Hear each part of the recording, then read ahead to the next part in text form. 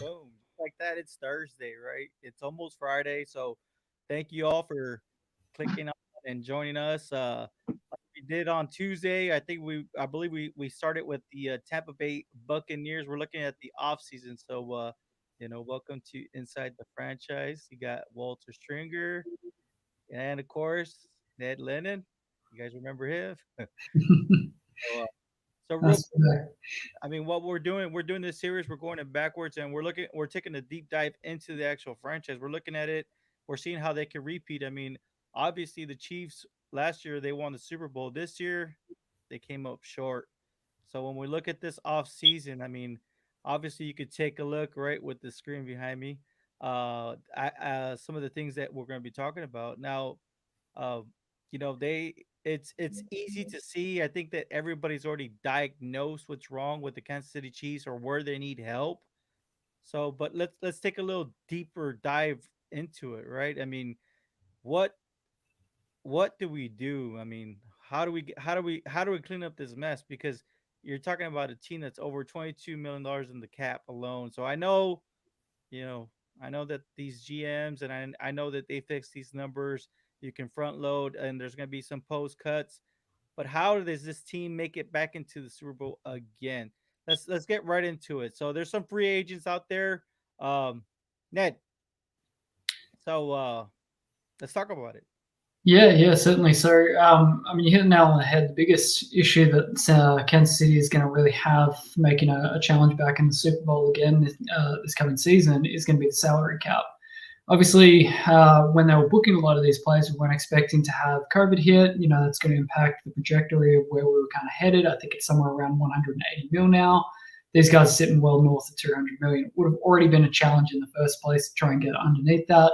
As I said, I think it's somewhere around 22.8 million, give or take, at this stage. Part of the problem is going to be that, you know, where they are weak, as you got highlighted there, is along the interior of the offensive line. The linebacker is not necessarily a position of necessary weakness, but definitely needs some fresh blood in there. I think even the secondary, for me, is a bit of a question mark. We saw in the Super Bowl they got kind of torn apart late in the game. But also one thing to remember is these guys, yeah, they lost the big game, but they were an absolute force all year long and absolutely will be as long as you've got guys like Tyreek Hill, Travis Kelce, and Patrick Mahomes on the offensive side of the ball. They've got great playmaking coaches on both sides of the ball as well. So I think regardless of how they manage this in the offseason, they're still going to be probably a Super Bowl contender next year. For me, where I'd like to see them go early, at least in the draft side of things, because I don't think they're going to be doing much in free agency, to be honest. I think they're going to be observers more than spenders. But I think what they really need to do is, if they can, try and lock up guys like Daniel Sorensen. He is, for me, probably one of their key free agents impending. Guys like Sammy Watkins, honestly, they could probably let walk and replace late in the draft. Even heck with his cousin Austin Watkins as well. But guys, I think they need to go early is probably along the interior offensive line. Try and attack the secondary probably early in that second, third round as well. Yeah. I think Ned mentioned some great names, right? Sammy Watkins, Alex Okafor, Daniel Sorensen, Bashad Breeland. I mean, the list goes on and on. I don't think you need Taco Charlton or Le'Veon Bell. No Obviously, taco. yeah, No taco. Mike Pennell. I don't think they honestly.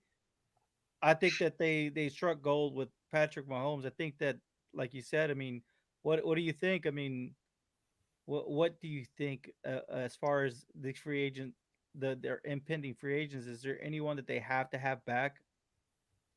Well, to start from the beginning, I understand the Chiefs only lost 2 games last season to the Raiders and to the Bucks. Honestly, I still didn't like what I saw from Kansas City last year. They reminded me of a team that were fresh off a Super Bowl win and they kind of coasted. Because there's no reason a coaching staff that great, quarterback that great, with talent that great should be in as many damn close games as they were. And to me, that's the telltale sign of a team that's kind of coasting. Now, maybe with them, getting their ass kicked a little bit in the Super Bowl, maybe that's going to reinstill a little edge with Andy Reid and that team, because now they know, hey, someone really can hand it to us. But I think when you look at the team overall, they've got some guys that good. They could possibly lose. Now, you look at Sammy Watkins, as you guys mentioned. Sammy, I'm pretty sure he's good as gone. another receiver in Demarcus Robinson. Robinson could be gone. So we could be looking at a situation where the Chiefs may need to get someone to fill that need, and they can't really afford any of the big guys in free agency. They can't afford Allen Robinson. They can't afford Chris Godwin unless guys are going to take pretty much dirt cheap deals to come there to win. And I don't really see these guys doing that in this day and age. So aside from that, they've got Alex Okafor up. They've got Daniel Sorensen up. They've got Bashad Breeland up. They've got Charvarius Ward up, who is a guy I think they should really consider keeping. And also on the offensive line, they've got Kelechi Osemele, who I think is one of the most underrated interior offensive linemen on this market. And they can't afford any. They can't afford any of the guys on the market either. So I think, in my estimation, the Chiefs are going to have to really scout and draft their ass off this year, because I don't want us to have this type of situation regarding Pat Mahomes 12 years from now that we had about Aaron Rodgers, saying that they won the one Super Bowl, but then they kind of coasted for the next 5, 6, 7 years. They jacked off draft picks. They signed bad free agents, and boom, next thing you know, Mahomes has a gray beard, and he's got a gray streak in his curly hair. And we're talking about what can the Chiefs do as a last chance resort to get Mahomes one more trip to the Super Bowl. So I think overall they've really got to really do their homework this year. Looking at it, I have guys who could possibly be there at 32. You got Elijah Vera-Tucker. You've got Trey Smith. You've got Tevin Jenkins, the left tackle from Oklahoma State. You got Samuel Cosmi. You've also got Dylan Redunz, who I'm pretty high on. When I got a chance to see him at the Senior Bowl, he looks to me like a serious left tackle or right tackle in the NFL. He was one of the most technically sound to me. He had the best playing strength, at least from watching him in the one-on-one drills. And I'm really high on him myself. I'm higher on him actually than Tevin Jenkins currently right now. Also, just talking a second about Rashad Bateman. I honestly believe in whatever offense you run, you must have versatile wide receivers. You don't want a bunch of 5'8", 5'9" fast guys. You don't want a bunch of 6'3", 6'4" slow guys who can't get open, can't separate. I honestly believe Mahomes would really benefit from having another security blanket outside of the numbers, aside from inside of the numbers constantly with Kelsey. And I think a guy like Rashad Bateman or maybe a Nico Collins towards the end of the second round, maybe third round, give Mahomes a big, strong, physical guy that he can throw the ball to and not have to worry about, throwing the ball 95 miles an hour at times. So also, Richie Grant. Now, what do you do with Sorensen? And I like Sorensen. I like Sorensen a lot. You can't pay anybody. So do they? And I know Richie Grant, Jerry, is your favorite guy. When I look at Grant, I think he would be perfect for their system defensively. All Richie has to do is pretty much protect the root, because the I always forget his name. Honey Badger. Honey Badger does whatever the hell else he wants. He's got an IQ through the ceiling. Let him do what he does. He roams. Let Richie Grant or let a guy like maybe a Javon Holland late second round. I think Holland is another guy who has pretty much elite skills, protecting the top of the defense.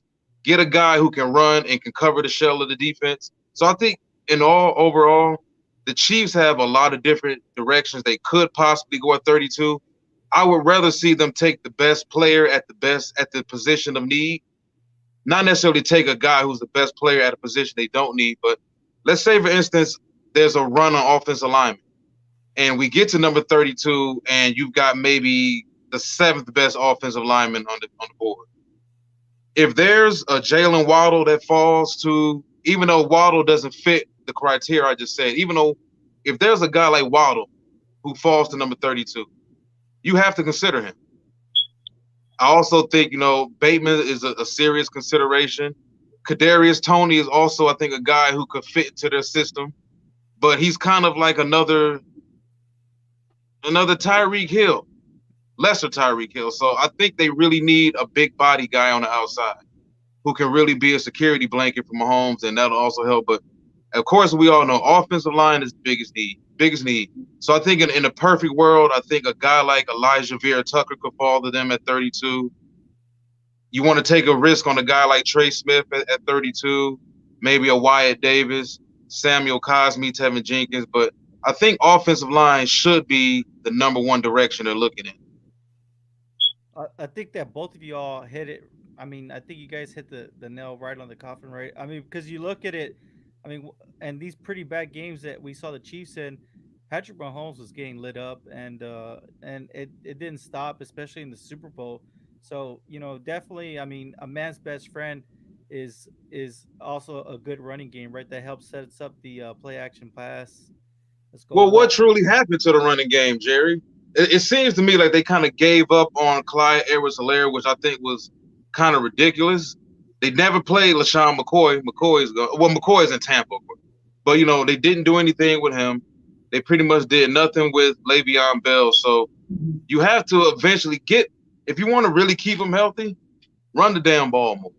It's true. And I mean that's really an old school way of looking at it. But when quarterbacks have solid running games, great quarterbacks have solid run games, they play longer and you win more games. I think the science behind this isn't that damn difficult. Teams just have a tendency to fall when they get that unicorn. I think Green Bay did it when they realized, holy shit, this Aaron Rodgers guy is really good. we don't need to build around him. He's like John Elway mixed with Steve Young. So I think teams, they get a really, really talented quarterback and they fall in love with his skill set and they wind up not taking care of him. So I just really hope that the Chiefs take care of Mahomes and we're not sitting here 12 years from now having the same type of discussion. No, yeah, for sure. So let me ask you a couple of questions based off of what you guys said. I mean, I think that some of these names that we mentioned them on the draft show. I think that some of these offensive linemen, if they're sitting there, go ahead and take it. Abe, right? Abe from our fantasy team. Look, if Jalen Waddle slips to 32, I'll be furious if the Packers didn't take him at 29. And obviously, you can see, definitely every team, especially towards the back end that were in the playoffs, they all need a specific need. So let me ask you this one question right now. I've seen a different array of since we've been doing these shows.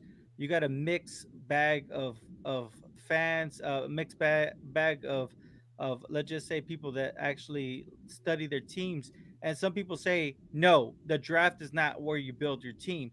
Would you say in this case the Chiefs have to build the rest of their team on these draft picks going forward for the next 4-5 years?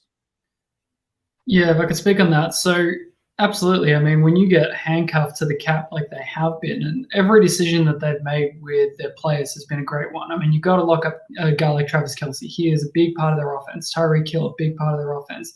Patrick Mahomes is the best quarterback that we've seen, in a long time. Guys like Chris Jones, even Frank Clark, phenomenal guys along the interior and exterior, respectively. They are guys that you've got to lock up. Even Tyrann Mathieu, as you said, that IQ, his ability to go around and pretty much have freedom, allows them to do what they do on both sides of the ball. But at the end of the day, you start paying 6 or 7 guys, top tier money, you don't have a lot to build anywhere else.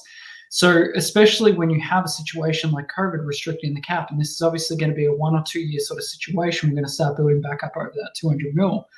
But even then, with these guys back ending their contracts, is they're going to have to build on rookie contracts. That's where the collective bargaining agreement is great, because you know how much these guys are going to cost. You can stack a bunch of 3 and 4 round picks, and all of a sudden you get these guys who by year 3 and 4, they're making like 800-900 grand. So that's a magnificent building opportunity for them. They've got 6 picks in this draft at this stage. Whether they trade down, I think is probably a likelihood if they don't see who they want at number 31. I think they're probably going to try and stack up some extra picks. But quite honestly, these guys don't have a lot of holes, even for the next couple of years. So if they can solidly stack some guys, add to that interior offensive line, add to that secondary, bolster some of the depth on the defensive line. At the end of the day, you got Mahomes slinging it. It doesn't really matter who's going to get it. In fact, a guy I really like for them probably in the 4th round is Tutu Atwell. Stack speed on speed on speed. That's what they do. They don't necessarily need a guy who can be that big body downfield receiver. That's Travis Kelce. Shit, Tyreek Hill can jump higher than half the defensive backs in this league. So you got 2 guys who can be deep threats, but if you want more guys who can do what, Demarcus Robinson is doing, Add a guy like Tutu Atwell. Add, my boy Jalen Darden. He's a guy who is, again, he's a small dude, but he has great route running. He has great hands. He's got great playmaking ability. You beat them on every single level on offense, and they're going to be fine. But at the end of the day, like, they are 22 mil over the cap. It's a hard cap. They're going to have to get under that number. I don't think that we're necessarily going to see all of the guys they actually want to keep at the moment coming back, let alone the ones that are already going to be walking in free agency. Well, so obviously, I think. Do you want to, I guess, chime in on that? I mean, do you think they need to focus on drafting and just to add, piggyback off that, do you think that this draft is loaded all the way to the 5th round? Particularly which position, or you just mean overall? Just overall. Yeah. Yes, you can find starters at multiple positions. I think going into the 3rd, 4th, 5th round, definitely. So that's how stacked this year's NFL draft class is. Yeah, pretty much. I mean, if you look at what the Chiefs necessarily need, they can get offensive line help. They can get interior line help. My opinion, my estimation, I don't really believe that tackle position is as deep as the guard position, but they can still find guys who can play multiple positions. Guy can maybe bounce out from the interior position, out the right tackle, not necessarily out the left tackle. But I just think that, first of all, Jerry, who told you that you don't build a team through the draft? Oh, we've heard it. I mean, on different, we heard it. I Who told you that, correct? Well, Who told you that? I'm not gonna put him on blast, man. Look, man, I've never heard anyone. I just remember, a certain fan base was saying, like, just throw in the towel. The quarterback's done for the season. Let's get that high draft pick and let's start building. Let's start building up that offensive line. And I believe the response was, we're not trying to get a high draft pick. We're trying to win at all costs. You know what I mean? So you don't build the team through the draft. You know what, though? You have to be careful with that win at all costs. We had a conversation briefly in the pre-show about the Rams. Sometimes I think in professional sports, teams can get too caught up in the win now mode, and you wind up mortgaging your future. And when you mortgage your future on the win now mode, especially when Tom Brady is in the same conference as you, and other teams who could potentially cut you down for the next 2 years and send you home, that's how guys get fired. Like, people lose jobs behind stuff like that when you go for a win now mode. Teams like the Rams have been going for win now mode for years, and it still hasn't happened. So I would like to see the Chiefs say, you know what, take a quick step back, take a deep breath. We've got a unicorn at quarterback. We've got a unicorn at wide receiver, and we've got potentially the greatest tight end ever. And if you look at, statistically, he's trailing in the direction. He's trailing in the direction of greatest ever. Not Super Bowl ring wise, but look, this is my concern though. With you're banking on the cheetah and you're banking on Kelsey, right? So what happens if one of those two goes down? I mean, that's the point I was trying to make. Well, they need more help. So I think he needs more options. That's my one concern. I mean, aside from offensive line, do you address the defense, or do you just continue adding more weapons to his arsenal? It doesn't get any easier. Well, let's be honest. McCole Hardman is fast. We knew he was fast at Georgia, but what has McCole Hardman really truly given them that makes you say, you know what, he's going to be a legit number 2? Or he can go somewhere else and be someone's number 1. Sammy can't stay healthy ever. Yeah. And DeMarcus Robinson is a third. So they're going to have to get a receiver at some point in time in the draft. Well, I mean, I think that last year, them picking up Clyde Edwards-Helaire, I think that let me just ask this, and it'll be our end off question. Do you think them selecting Clyde Edwards-Helaire was a good pick in last year's draft, knowing their situation, knowing that they were going to have to pay Chris Jones, knowing that they were going to have to pay Patrick Mahomes this top dollar? And let's start off with you, Ned. Do you think that last year's pick and I know it's too late now, but do you think that they could have been proactive in selecting a different need? I think part of that comes down to, regardless of who they select, do they get rid of Chris Jones? And I think you can't do that. I mean, Chris Jones is the lifeblood of that defensive line. I proved in basically every game I watched last year that he's a force. At the end of the day, there are guys that you've just got to pay. Look at Aaron Donald down in LA. It doesn't matter what he was asking. They're paying that kind of money. You look at Kittle in San Francisco, same kind of situation. So Chris Jones on that defense is one of the few guys who can really stand out. And when nothing else is going right, you can rely on Chris Jones. So that's the kind of guy that you have to pay. You look at the situation of best available at the time from a team that just came off a Super Bowl win, and they didn't have a named running back. They lost Kareem Hunt through that whole situation. Clyde Edwards-Helaire was coming off a fantastic season out of LSU. I think the problem was, as Walt said, is they just kind of didn't really commit to it. I mean, he dealt with some injuries. They kind of brought in Le'Veon Bell, which is a bit of a distraction. It was kind of like, Helaire was like the number one back, but, are they really going to commit to a run game? And they never really did that. And so it's not that it necessarily fell over in the end. I mean, Mahomes was playing injured. They were playing without the starting tackle. Like, a whole host of reasons why that Super Bowl didn't really go the way we all thought it might. But no, there's no second guessing that decision. I think that Edwards-Helaire on a rookie contract is cheap. He's valuable. He is a great playmaker. I just think that they need to use him better this season. They need to really preserve Mahomes for that run down the stretch. But part of getting that going is getting that interior offensive line going so they can really run it up guts. Okay, and my final question, and I'll leave this one up to Ned. Ned, Elijah Vera Tucker. They're getting word that he's gonna get drafted ahead of them. Do they, if they choose to move up to get him, is that a bad decision on the Chiefs end to move up to get someone like Elijah Vera Tucker who can play who could be a top tier offensive guard or even play offensive tackle when you need him to?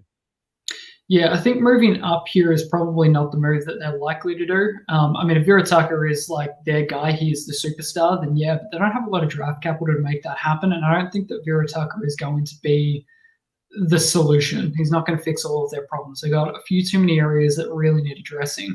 I think that if he goes before they really want him to go, or they're hearing that's going to happen, a trade down is probably more likely. Pick up somebody like a Deontay Brown to play along the interior. He can play center, he can play guard. He's going to be there in the second round. So if you're trading back maybe 10, 13 picks, you're going to find a guy like that. As Walt said, we're deep in the guards. And it's not like they're looking for a starting left tackle in this draft. So I would rather see them pick up the capital and really trade back, get a guy who is maybe one tier underneath that, who can still play, and try and get themselves some extra capital to get themselves another couple of playmakers on offense and defense, like L'Jarius Sneed, fantastic corner coming out of Conference USA last year. They really banked on Charvarius Ward, they're not going to be hold on to him. They really need a guy who's going to sit across from him. Bashard Breeland was always intended to be a stopgap, and you saw how much that guy got killed in the Super Bowl down the stretch. And you can say it was the refs or otherwise, but Breeland's always been a very handsy guy. They need to find a guy who can stick in coverage and really solidify that secondary. So I don't like the idea of trading up and giving up capital that they don't really have. What about you, Walt? What do you think? Trade up? Nah, I'll stay there. I would stay at number 32. I don't think anybody is worth them really trading up. And as Ned said, they have too many other holes going on right now. But I think to get back to Edwards-Helaire, I think he had one questionable game, because he had the first game of the season where he just blew everybody's socks off. Oh yeah. And maybe because he's a rookie, and teams have a tendency to kind of brush rookies along. You have 3 good games, great. 1 bad game, sit your ass down. So I think the pick of Clyde Edwards-Helaire made perfect sense. I liked him as a back coming out of LSU. I thought he was very underrated.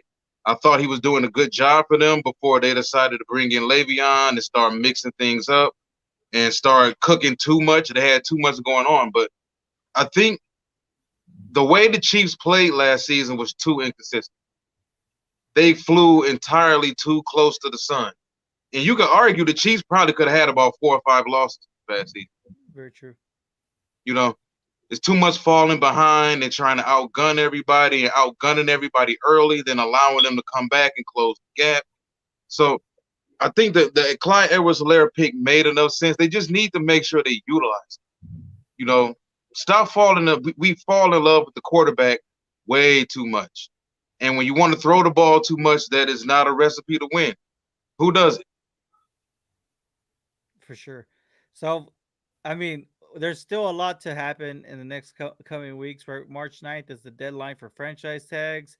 March 14th, my birthday also is actually the start of free agency. So a lot can happen. So it's gonna be very interesting. I know that the Chiefs can help themselves out. Of course, they're gonna have to gut some of their team. I believe they could do some June 1st cuts that will help them save a couple million towards the cap. So a couple of those special teamers that they may not be able to bring, but it's gonna be an interesting storyline. One to keep tuned into. That's why we decided to go backwards, right, on this special editions, right, because these are the teams that made it to the Super Bowl last year, and previously too.